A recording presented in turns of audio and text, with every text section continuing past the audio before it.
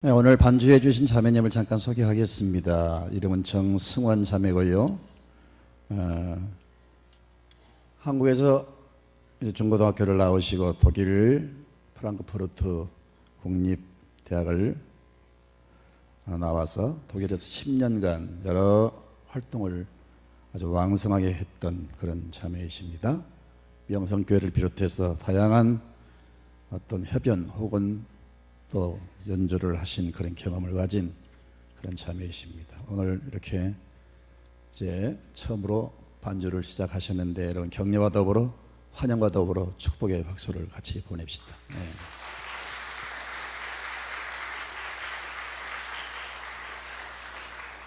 그리고 어제 우리 전소임 자제이신 우리 이동원 형제와 유혜욱 자매님이 결혼을 했습니다.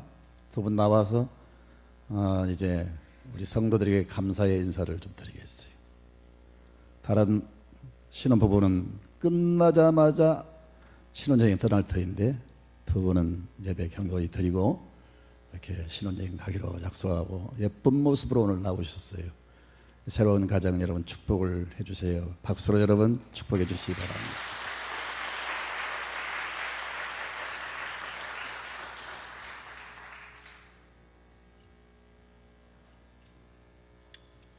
오늘 맥주 감사절을 지키라고 말씀하셨죠.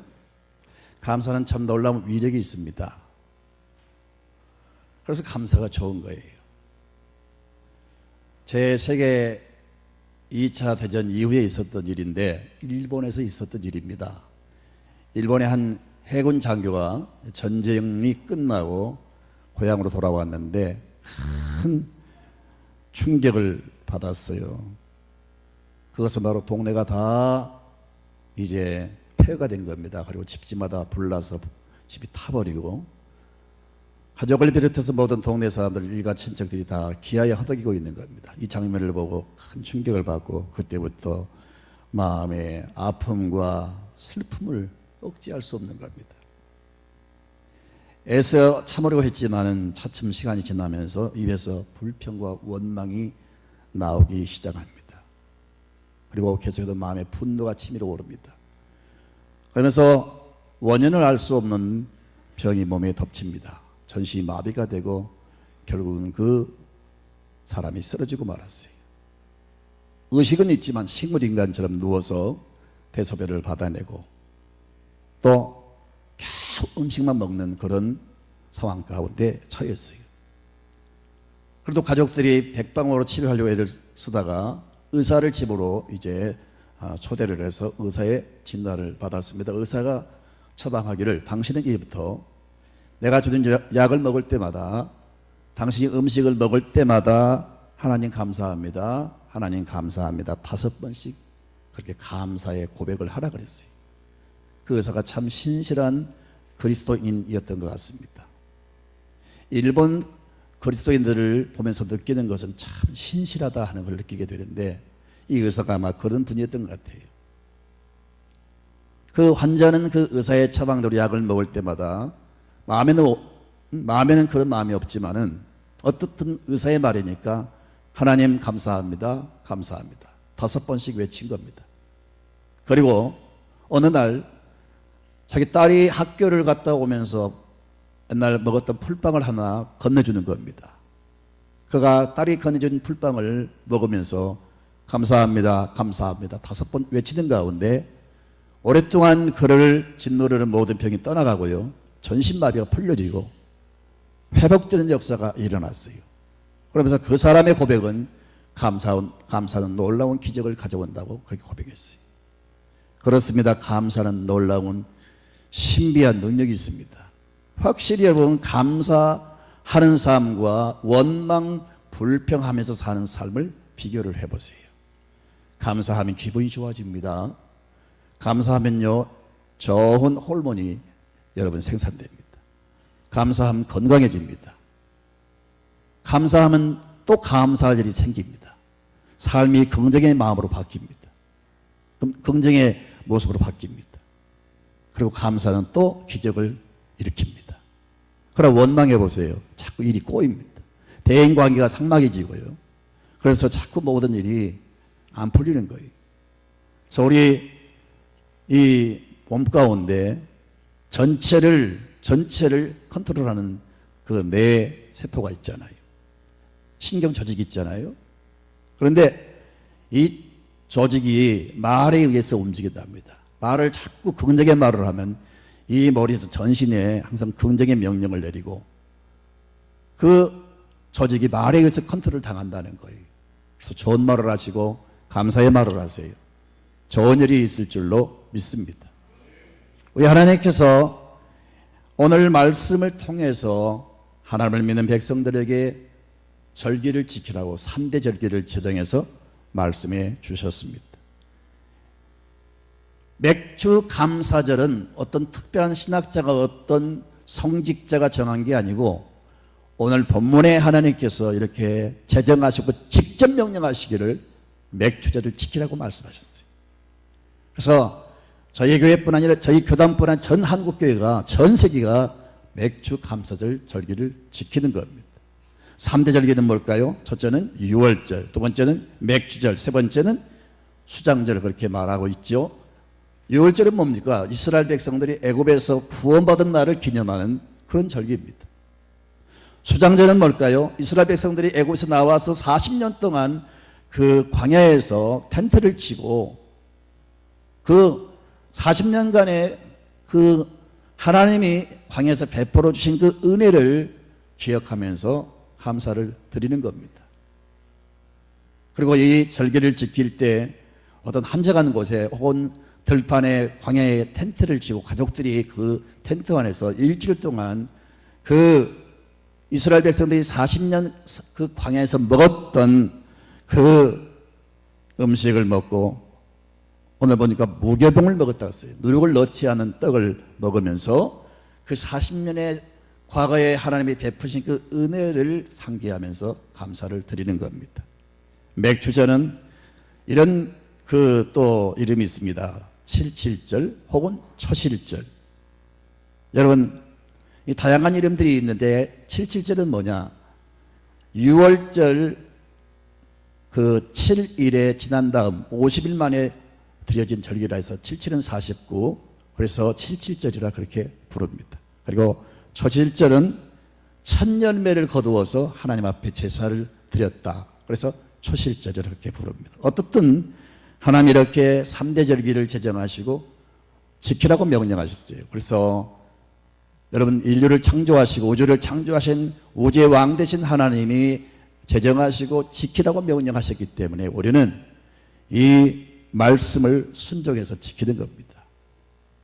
그리고 하나님이 이 절기를 통해서 만나주시고 은혜를 주시고 응답을 주시고 각종 하나님이 복을 주셨어요. 그래서 절기가 까다롭고 우리에게 멍에를 뒤집어 씌워가지고 우리를 고통스럽게 하려고 하는 게 아니고 이 명절을 통해서 이 절기를 통해서 하나님이 만나주시고 은혜를 주시려고 명령하신 겁니다. 그러므로 우리가 절기를 지킬 때마다 감사와 기쁨으로 드려야 될 것입니다. 여러분 한 학교가 100년이 흘렀다. 그래서 100년간의 어떤 전통 있는 행사 그 학교는 대단히 그 행사를 중요하게 여길 것입니다. 여러분 집안에 오랜 날에게 어떤 중요한 행사가 있어요. 중요하게 지킬 것입니다. 이 명절 맥주절을 비롯한 이 각종 이 명절들은 여러분 수천 년의 역사와 전통을 이어오는 권위이 있는 참으로 뜻깊은 절기입니다. 그러므로 우리 성도들은 중요한 의미를 여러분 느끼면서 이 명절을 지켜야 되리라 믿습니다. 어쩌면 우리 고유의 명절 설날보다 혹은 여러분 무슨 추석 명절보다 그 어떤 명절보다도 여러분 이 명절은 더 크고 중요한 의미를 안고 있습니다. 적어도 우리가 하나님을 믿는 사람이라고 하면은 하나님이 명령하신 것을 참으로 소중히 여기고 지켜 행하는 성도가 되어야 될 줄로 믿습니다. 맥주절을 통해서 우리는 이 감사의 절기를 어떻게 지킬 것인가 우리 마음의 태도가 참 중요합니다. 첫째는요 하나님께서 우리에게 베풀어 주신 그 은혜를 기억하면서 감사를 드리는 날입니다. 입버릇처럼 감사합니다 그렇게 말로도 우리가 감사할 수가 있겠죠. 혹은 우리가 여러분 예물을 준비해서 전례적으로 또 의식과 형식에 따라서 헌금을 드리면서 감사 절기를 지킬 수가 있겠죠. 그것이 아니라 하나님이 그동안 우리에게 베풀어 주신 은혜를 하나하나 기억하면서 감사를 드리라는 겁니다. 습관이 아니고 그 은혜를 상기하면서 드리라는 거예요. 아멘입니까? 여러분 감사란 말은 헬라어로 유카리스테오란 말인데 이 단어는 은혜라고 하는 그 단어에서 나왔습니다. 그러니까 진정한 감사는 뭐냐? 하나님이 베풀어 주신 그 은혜를 기억하면서 감사를 드리는 거예요. 우리가 남에게 은혜를 입었을 때 살해하잖아요. 혹은 선물을 드리잖아요.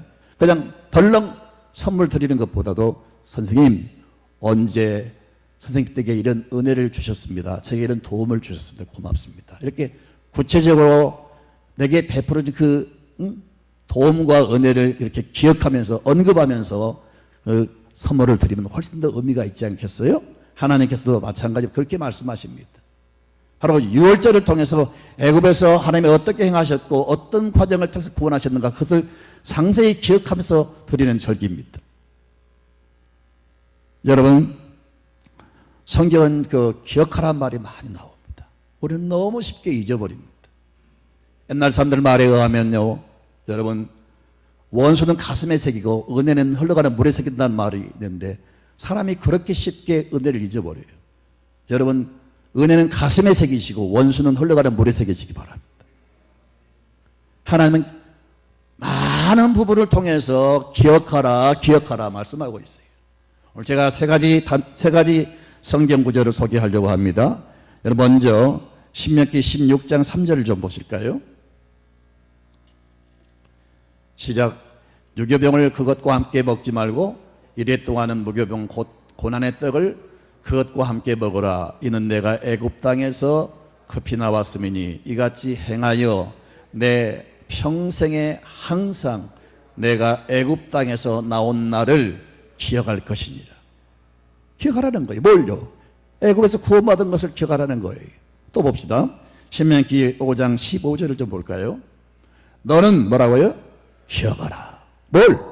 내가 애굽 땅에서 종이 되었더니 내 하나님 여호와가 강한 손과 편 팔로 거기서 너를 인도하여 내었나니 그러므로 내 하나님 여호와가 내게 명령하여 안식일을 지키라 하느니라.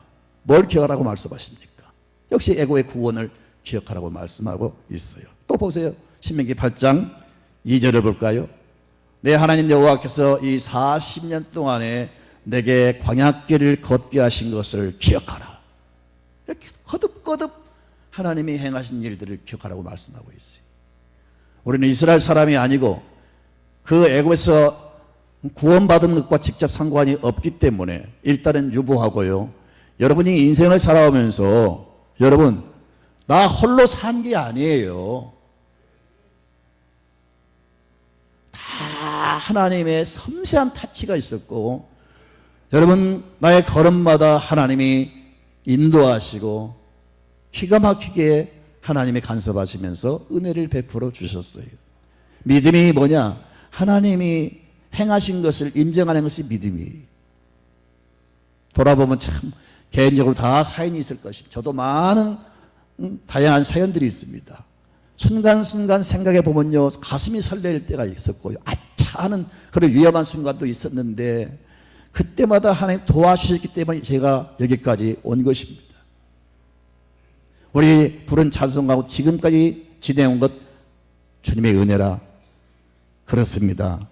그런 하나님의 그 행하신 일들을 내게 주신 그 응답과 은혜와 나타내신 기적과 내게 보여주신 놀라운 그 축복들을 하나하나 기억하면서 여러분 감사를 드리는 겁니다. 너무 분주한 관계로 너무 삶이 막 빨리 정신없이 살아오면서 잊어버리는 거예요. 다 잊어버려. 자꾸 하나님의 은혜를 잊어버린 거예요. 하나님의 은혜를 잊어버리니까 마음이 둔해지고 하나님의 은혜를 잊어버리니까 믿음이 떨어지는 거예요. 하나님의 은혜를 매일매일 기억하면서 우리는 감사를 드리는 사람이 되어야 될 줄로 믿습니다. 그래서 그 하나님이 행하신 감사를 잃지 말고 늘 기억하라고 하나님 말씀하시는 거예요. 여러분, 어떤 사람은 그렇게 말합니다. 나는 감사할 게 전혀 없다고. 그래서 맨날 원망합니다. 불평합니다. 왜 감사할 게 없습니까? 한번 가만히 돌아보세요. 감사할 게 너무 많아요. 한두 가지입니까? 얼른 생각이 안 날지라도 여러분 지금 살아있는 그 자체가 감사할 조건이에요. 그렇지 않습니까? 내가 살아있는 이 자체가 감사할 조건이라고요. 건강한 모습으로 이렇게 살아간다고 하는 것. 지구촌을 한번 돌아보십시오. 아프리카 거의 전 지역은요, 불과 몇 나라 빼고는요, 잘 먹는 사람이 하루에 한 끼 먹습니다. 오죽했으면 수십만 수백만의 사람들이 굶어서 죽을까요? 고통 중에 최고의 고통은 뭔지 아세요? 굶어 죽는 겁니다. 한번 이틀 3일만 굶어보세요. 그 고통이 얼마나 큰지 아시겠어요? 단순히 배만 고픈 게 아니고요, 굶어보세요. 이 고통은 이를 표현할 수가 없습니다. 계속 그 고통에 눌려가지고 점점 힘을 잃고 결국 죽어간다. 먹을 게 없어서 이 지구촌에 지금도 얼마나 많은 사람이 죽어갑니까? 지금 우리나라는 음식이 막 쓰레기 될 정도로 얼마나 우리가 풍성한 삶을 살면서 살아가고 있습니까? 돌아보면 다 주님의 은혜입니다. 감사할 거리를 찾아보시기 바랍니다. 서두에 말씀드린 대로 감사는 또 감사의 역사를 끌고 옵니다. 말이 씨가 된다고 했어요. 여러분, 씨를 심으면 하나를 심었지만 10개, 100개 열매를 보장받습니다. 감사의 이 고백, 감사의 말은 축복을 가져올 줄로 믿습니다. 우리 믿는 사람은요, 그래요. 설령 당장 감사할 조건이 없어요. 내가 도대체 뭘 감사해야 되지? 당장 떠오지 않아도요, 두 가지는 분명합니다. 다 사라지고 없어도요, 우리 믿는 사람은 이 두 가지 때문에 우리는 감사할 수가 있어요. 첫째는 하나님을 믿는 믿음입니다. 하나님이 나와 함께 하신다. 온 세상 사람들 너를 버려도 나는 너를 버리지 않을 것이다. 내가 너와 항상 함께 있을 것이다. 하나님이 나와 함께 하신다는 이 사실 자체가 감사하고, 또 한 가지는 우리는 긍정의 믿음을 가져야 됩니다. 하나님 반드시 나를 회복시켜 주실 것이다. 내가 망해서도 하나님 회복시켜 주실 것이다. 내가 병들었을 때 하나님 치료해 주실 것이다. 내가 넘어졌는데 다시 일으켜 주실 것이다. 이 긍정 소망을 가지고 감사하는 겁니다. 그래서 하박국 3장 17절부터 18절과 19절을 한번 좀 읽어보시겠어요? 시작. 나는 비록 무화과 나무가 무성하지 못하며 포도나무에 열매가 없으며 감람나무에 소출이 없으며 밭에 먹을 것이 없으며 우리의 양이 없으며 외양간에 소가 없을지라도 나는 여호와로 말미암아 즐거워하나며 나의 구원의 하나님으로 말미암아 기뻐하리로다. 주 여호와는 나의 힘이시라. 나의 발을 사슴과 같게 하사 나를 나의 높은 곳으로 다니게 하시리로다. 자, 지금 외색의 침략을 받아서 농사를 지어도 다 착취해 갑니다. 외양간에 소, 우리 안에 양 다 끌고 갑니다. 무화과 나무 열매 다 따가버립니다. 아무것도 없어요. 지금 상황이 지금 그렇습니다. 근데 이 하박국 선지자가 그런 가운데서도 감사한 것은 나는 여호와로 말미암아 즐거워하며 나의 구원의 하나님으로 말미암아 기뻐하리로다. 하나님을 믿는 믿음으로 인하여 실제 하나님 나와 함께 하신다는 그런 확신을 가지고 기도한 거, 감사한 거예요. 그리고 주 여호와는 나의 힘이시라. 나의 발을 사슴과 같게 하사 나를 나의 높은 곳에 다니게 하시리로다. 하나님 나를 회복시켜 주실 날이 올 것이다. 그 믿음을 가지고 한 겁니다. 우리는 여러분, 믿음이 뭡니까? 바로 하나님과 그 약속을 믿는 사람들입니다. 믿음이 뭐예요? 믿음의 대상은 하나님입니다. 영원히 변치 않는 그 하나님을 믿는 믿음으로, 또 소망을 가지고 하나님이 회복시켜 주실 것을 믿는 그 믿음으로 감사하시기를 바랍니다. 독일의 한 병원에서 있었던 일입니다. 이 혀가 암이 걸려서 혀를 절단을 해야만 되는 환자가 입원을 했습니다. 이 혀를 절단하지 않으면 전신에 암이 번지기 때문에 절단을 해야만 됩니다. 그래서 의사가 그 환자에게 이제 수술 전에 당신은 혀를 절단하면 더 이상 말할 수 없는데 마지막 할 말을 하십시오. 얼마나 충격이겠어요. 얼마나 여러분 환자는 마음이 아프겠어요. 한참을 생각하더니 마지막 말을 하는 겁니다. 잠시 후면 혀를 절단하면 말을 못합니다. 그 환자가 그 절단을 앞두고 수술을 앞두고 했던 말이 뭔지 아십니까? 하나님, 지금까지 혀를 주셔서 말하게 하신 것을 감사합니다. 아니 지금 당장 어떤 여러분 감사할 거리가 없다 할지라도 지금까지 살아오면서 내가 받은 그 은혜 때문에 감사하지 않을 수 없다는 거죠. 잊혀져가는 이 감사를 다시 오늘 맥주 감사절을 지키면서 회복하시기를 바랍니다. 불평과 원망으로 가득 찬 입술이 변해서 감사로 바꿔지기 바랍니다. 감사를 하면 감사하는 자신이 행복해진다니까요. 정말입니다. 정말입니다. 자꾸 감사의 습관을 기르세요. 그럼 자신이 행복해진다고요. 내 내면에 내 영성의 변화가 온다고요. 의식의 변화가 온다고요. 그러면서 삶의 습관이 달라지고 삶의 모든 것이 달라진다니까요. 그리고 하나님이 그런 사람에게 역사하신다고요. 감사하면 감사할 일을 자꾸 하나님이 일으키신다고요. 그러니까 감사를 회복하시고 특히 하나님의 은혜를 여러분 절대 잊지 않기를 주님의 이름으로 축원드립니다. 두 번째는요, 이 맥주제를 통해서 뭘 요구하시느냐? 너희는 천년배를 내게 드리라는 거예요. 하나님이 모든 천지가 다 하나님의 것인데 사람에게서 여러분 무엇을 착취하기 위해서 열매를 요구하는 겁니까? 40년의 광야 생활을 청산하고 가나안 땅에 입성을 해서 그들이 땅을 개간해서 이제 첫 수확물을 거두었습니다. 그리고 그 이어서 계속 농사를 지을 때마다 첫 열매는 항상 따서 하나님의 그 제사를 드리는 그 성막에 가지고 갔습니다. 그렇게 해서 첫 열매는 자연스럽게 이스라엘 백성들은 하나님께 드리는 겁니다. 우리 한국교회도 옛날 시골 농촌교회는 다 첫 열매는 의뢰껏 교회를 가지고 갔어요. 호박을 따도 먼저 하나님께 가지고 가서, 수박을 따도 항상 첫 열매는 교회로 가지고 왔어요. 그래서 제가 수박 농사하는 곳에서 목회를 하면서 너무 많은 수박을 가져와서 제가 주체를 못했습니다. 어떻든 이 첫 열매를 하나님이 강조를 하십니다. 출애굽기 23장 16절을 좀 보시기 바랍니다. 맥주제를 지키라. 이는 내가 수고하여 밭에 뿌린 것의 첫 열매를 거둠이라. 자, 첫 열매, 제일 먼저 맺는 열매를 이제 하나님이 요구를 하시죠. 근데 여러분, 중요한 것은 왜 하나님이 첫 열매를 요구하시느냐?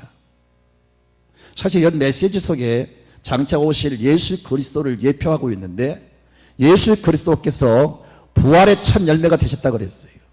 바로 그 구원의 메시지와 연관을 시켜서 생각할 수가 있는데 이 시간 다 생략하고요. 첫 열매를 요구하신 것은 뭐냐? 여러분, 첫 열매를 첫 것을 드린다는 것은요, 가장 먼저 드린다는 것은요, 뭡니까? 우리 조상들 우리가 섬길 때, 어른들 집안에서 공경할 때 가장 먼저 제일 좋은 것은 어른께 드립니다. 그래 안 그래요? 열매를 따도 내가 먹지 않고 먼저 어르신께 드린다. 할아버지한테 드리고 아버지한테 드린다고요. 이게 아름다운 우리 민족의 여러분 전통입니다. 그게 뭐예요? 하나의 예우 아닙니까? 그게 어른들을 공경하는 방법이라고요. 내가 벌렁 따고 내가 먹는 것보다 먼저 그것을 하나님께 드린다고 하는 것은 하나님이 뭘 지금 요구하느냐? 하나님 제일주의와 하나님의 존중 사상을 지금 말씀하고 있는 겁니다. 우리가 하나님을 믿는다면 하나님을 존중히 여기는 마음이 있어야 돼요. 여러분 마음속에서 하나님을 향한 존중이 있는 마음이 없다면 믿음이 가짜입니다. 진짜 하나님을 믿고 경외한다면 저절로 하나님을 존중할 수밖에 없습니다. 이 성경의 중요한 흐름이 뭔지 아세요? 존중입니다. 사람과의 관계도 존중이에요. 상대방을 내가 존중할 때 내가 존중이 여김을 받는 겁니다. 부부지간의 관계도 그렇고 모든 관계가 상대방을 존중히 여기는 것이 있어야 됩니다. 그래야 좋은 관계를, 신뢰가 쌓이고 좋은 관계를 가질 수가 있는 거예요. 하나님이 첫 것을 요구하는 것은 바로 바알신을 믿고 다른 잡신을 믿는단 말이에요. 이렇게 첫 열매를 요구하면서 바로 하나님이 최고다, 하나님을 높이고 하나님을 존중히 여기는 그런 존중 사상을 심어주기 위해서 그렇게 하나님이 요구하신 겁니다. 우리가 여러분 이렇게 어떤 열매를 우리가 지금 드리지 않는다 할지라도 지금 여러분 마음에서 그 삶의 순서가 지금 어떠한지를 한번 여러분 스스로 한번 체킹을 해보세요. 언제나 첫 번째가 하나님이 되셔야 됩니다. 언제나 우리 삶의 제일 우선 원칙이 하나님이 되어야 되고요, 가장 내 생에 존중이 여길 대상이 하나님이 되어야 됩니다. 그런데 돈 하나님의 그 여러분 자리가 한 10번째 15번째 혹은 어떤 사람 7번째 5번째 이렇게 순서가 하나님이 첫 자리가 아니라 다른 것이 꽉 차 있어요. 밀려 있어요. 이것은 하나님 믿는 사람의 모습이 아닙니다. 하나님을 제일 존중히 여기십시오. 그러면 하나님은 그 사람을 존중히 여기십니다. 성경 전체는 그걸 강조합니다. 나를 존중히 여기는 자를 나도 그를 존중히 여긴다. 아멘입니까? 아내들이요, 여러분이 귀한 귀분이 되고 싶습니까? 남편을 존중히 여기십시오. 남편 무시하는 사람 치고 어디 가서 대접 못 받습니다. 남편이 올라가야 아내도 덩달아 올라가는 겁니다. 아멘입니까? 하나님을 여러분 높여야 하나님도 여러분 위상을 높여주시는 거예요. 바로 이 첫 열매를 통해서 잊혀져가는 하나님 제일주의, 하나님 존중 사상을 심어주는 거예요. 오늘 맥주 감사절을 지키면서 이 믿음이 여러분 가운데 회복되기를 바랍니다. 하루의 첫 열매는 새벽 기도입니다. 중직자들이 새벽 예배를 안 드린다고 하는 것은 심한 벽이 든 겁니다. 잘못된 겁니다. 각성하고 정신을 차리고 첫 열매 새벽 기도를 통해서 하루 첫 열매를 드리시기 바랍니다. 일주일간의 첫 열매는 주일 성수입니다. 물질의 첫 열매는 11조입니다. 여러분 물질이 꼬이고 풀리지 않는 사람들이 있습니까? 하나님 앞에 첫 열매 11조를 체킹해 보십시오. 온전한 11조를 주께 드리면서 첫 열매를 드리시기를 바랍니다. 이런 믿음들이 오늘을 기해서 다 회복되기를 주님의 이름으로 축원드립니다. 그리고 하나님은요, 첫 열매를 요구하시는 것은 뭐냐? 첫 열매 일종의 종자씨를 의미합니다. 그죠? 아무리 배고파도 종자씨를 삶아 먹은 사람은요, 그 다음 농사를 기억할 수가 없죠. 첫 열매를 받으시면서 그걸 통해서 종자씨로 삼고 그걸 근거로 해서 하나님이 복을 주시기 위해서 그렇게 하신 겁니다. 자, 성경을 볼까요? 잠언 3장 9절부터 10절을 보겠습니다. 시작.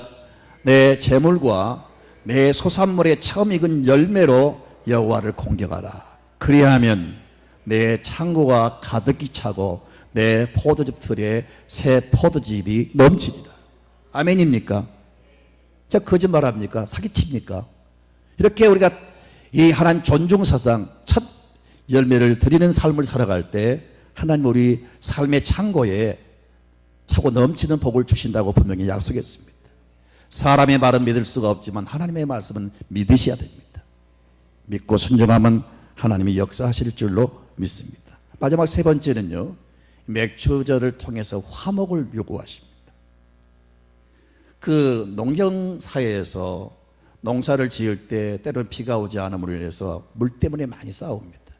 저는 어린 시절 때 동네에서 어른들이 막 삽을 들고 막 큰 소리를 지르면서 싸우는 모습들을 많이 봤어요. 물 때문에.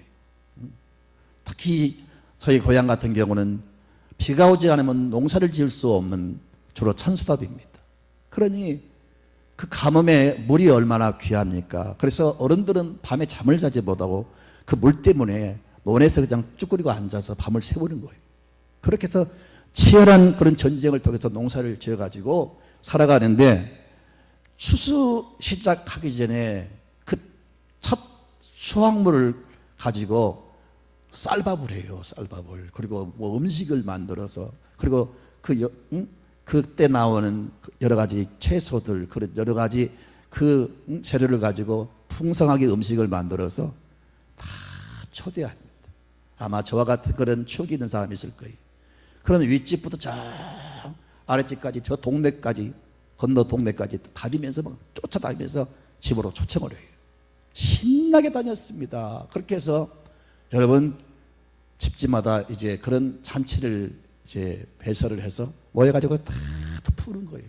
막걸리 한 잔 마시면서 풀고요. 뭐 싸우는 거 다 풀어요.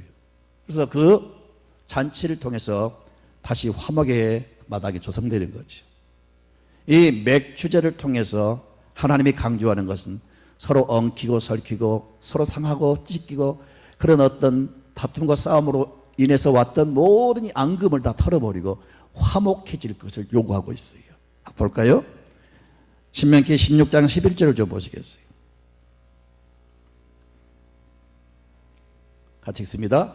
너와 내 자녀와 노비와 내 성중에 있는 레인과 및 너희 중에 있는 객과 고아와 과부가 함께 내 하나님 여호와께서 자기의 이름을 두시려고 택하신 곳에서 내 하나님 여호와 앞에서 즐거워할지니라. 모두가 함께 남녀노소 빈부귀천, 심지어 막 객들도 초대를 해가지고 함께 즐거워하고 함께 음식을 나누는 겁니다. 우리가 이슬람을 본받을 필요가 없습니다. 그런데 한 가지 감동스러운 것은, 이스라엘은 어떤 특별한 명절이 되면 거리마다 음식을 잔뜩 차려놓고 모든 사람들이 거리에서 막 음식을 먹는 거예요. 그때 동가진 사람들이 많이 거기에 기부를 해서 아무튼 뭐 모든 도시, 모든 그 동네가 다 음식을 먹고 그날을 지키는 거예요. 그건 참 좋은 것 같아요. 이런 절기를 통해서 될 수 있으면 우리 좀 여유 있는 사람들이 좀 음식도 푸짐하게 이렇게 좀 제공을 해주고 서로 같이 이렇게 한 자리에 모여서 음식을 나누면서 회복하고 서로 즐거워하고 같이 기뻐하고 같이 함께 화목의 마당을 만들었으면 좋겠습니다. 오늘 비록 소찬일지라도 여러분 교회에서 같이 식사하면서 서로 좋은 화목의 시간 되시기를 바랍니다. 여러분, 하나님 믿는 사람은 절대 누구와 원한 맺지 마십시오. 그건 하나님의 사람들의 컨셉이 아니에요. 인생을 살아가면서 절대 걸린 사람 없기를 바라고요, 매인 사람 없기를 바라고, 두고 보자 원한 품고 살지 않기를 바랍니다. 여러분, 우리 믿는 사람의 홀마크는요, 우리 믿는 사람의 상표는 바로 여러분 화평입니다. 눈을 흘기고 인상을 쓰고, 이건 절대로 하나님의 사람의 자녀의 모습이 아니에요. 우리는 상표를 보고 그 물건을 삽니다. 상표가 없으면 아무리 품질이 좋은 물건일지라도 일단은 불신합니다. 사지를 않아요.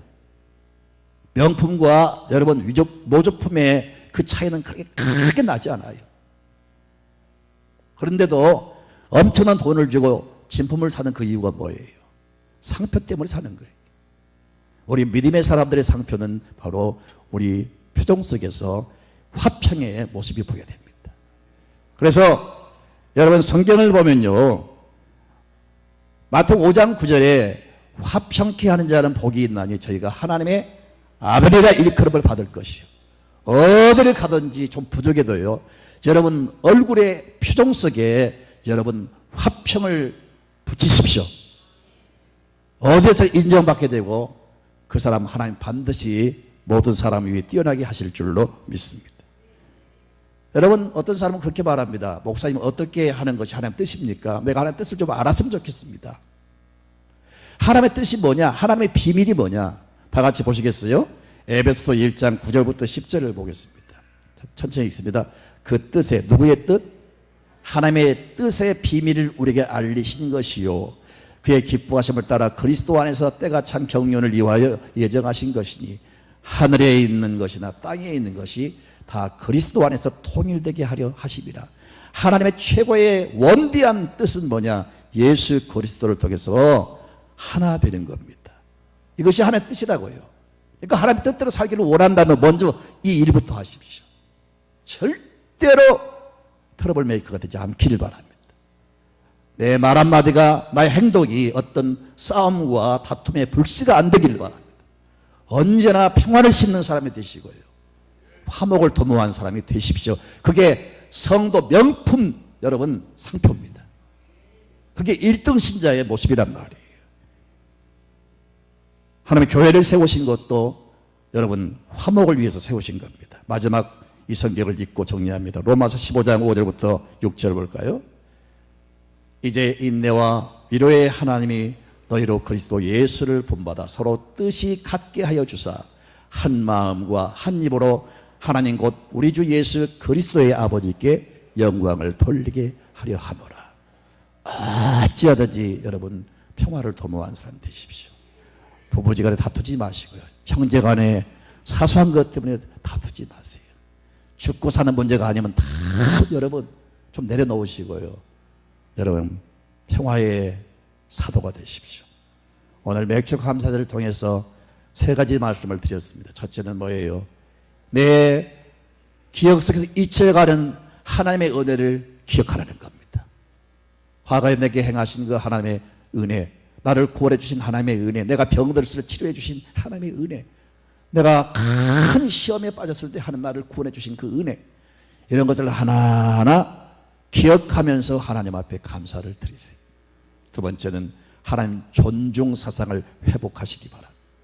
세 번째는 하나님의 자녀라고 하면 하나님 닮는 사람이 되어야 되는데, 하나님 제일 기뻐하는 사람은 평화를 심는 사람입니다.